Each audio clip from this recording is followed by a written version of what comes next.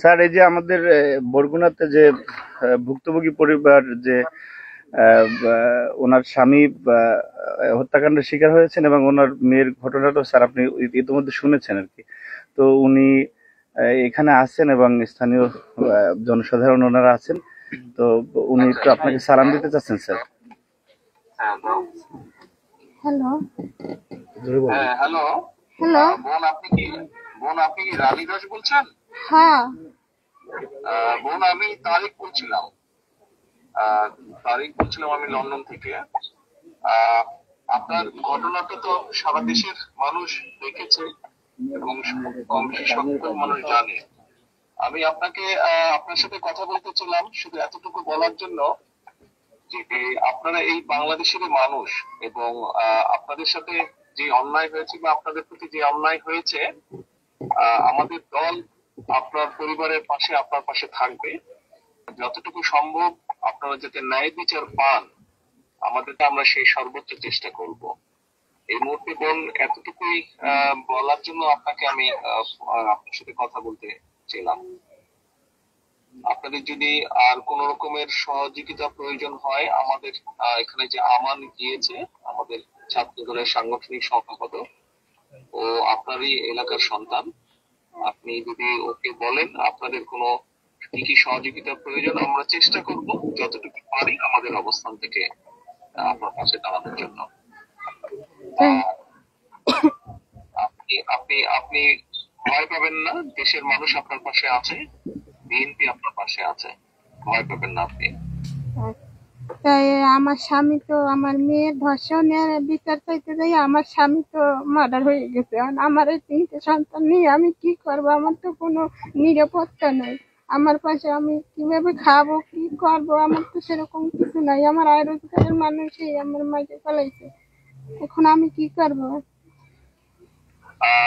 আমি আমার নেতৃবৃন্দকে বলেছি, আমার নেতৃবৃন্দ ওখানে যাচ্ছে, আমান ওখানে আছে।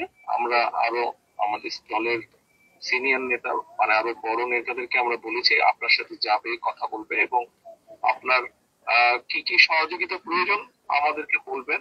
কতটুকু পারবো জানি না, তবে আমরা অবশ্যই চেষ্টা করব আপনার পাশে দাঁড়াতে এবং আপনি যাতে আপনার প্রতি যাতে আইনের শাসন আপনি পান, যাতে আপনি ন্যায় বিচার পান, সেজন্য আমাদের দলের যারা উকিল আছেন, লয়ার আছেন যারা, তাদেরকে আমরা সেইভাবেই নির্দেশনা দেব যাতে আইনগতভাবে আপনাকে সহযোগিতা করে।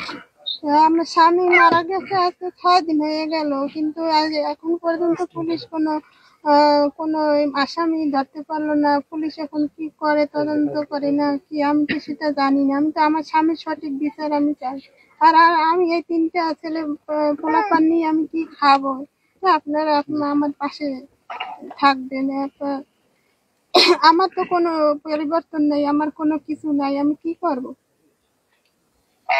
আপনি টেনশন করবেন না, আমরা একটা দেখি আপনার জন্য আমরা কি ব্যবস্থা করতে পারি।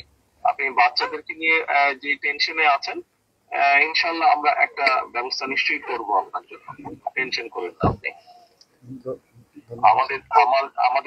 আমাদের যেই ছাত্র নেতাটা গিয়েছে আমার, আপনি ওর সাথে কথা বলেন, ও আছে ওখানে, ও থাকবে ওখানে।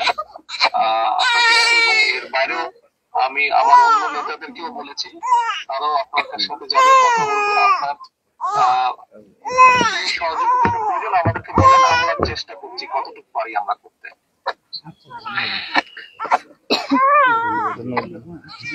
স্যার, উনি আমরা এখানে আছি স্যার। আর জি স্যার, জি আপনাকে সবাই ধন্যবাদ জানিয়েছেন। ধন্যবাদ আসামিদের ব্যাপারে যারা কেসের ব্যাপারে আমি আমাদের কেন্দ্রীয় আইনজীবী ফোরামকে আমি নির্দেশনা দিচ্ছি, তারা ওখানে ব্যবস্থা নেবে। হ্যাঁ, ওনাকে বলো টেনশন না করতে, এই ব্যাপারে টেনশন না করতে। আর উনি যে ওনার বাচ্চাদের কথা বলেছে কিভাবে চলবে, তুমি ওনার সাথে কথা বললো। আমি মনীষাকে এবং আমাদের ওখানে বরিশালে ওনাকেও বলেছি গিয়ে দেখা করতে। আমরা তারপরে আলোচনা করে বসে ওনাকে আমরা কোনো একটা ব্যবস্থা করবো যাতে ওনার কষ্ট হয়ে না হয়। ঠিক আছে, ওটা ওনাকে বলো, শুনে আমাকে পরে আমার জানাও। জি জি স্যার, ধন্যবাদ স্যার আপনাকে। জি, আসসালামু আলাইকুম। ওনাকে বলো ওনার পাশে দল আছে, আমাদের আপনার পাশে দল আছে, দল ওনার পাশে আছে। আমাদের ভারপ্রাপ্ত মহোদয় আপনাকে নিশ্চয়তা দিয়েছেন, আপনার সর্বপ্রকার সহযোগিতায় বিএনপি আপনার পাশে থাকবে। জি স্যার, আচ্ছা, ধন্যবাদ স্যার, আসসালামু আলাইকুম।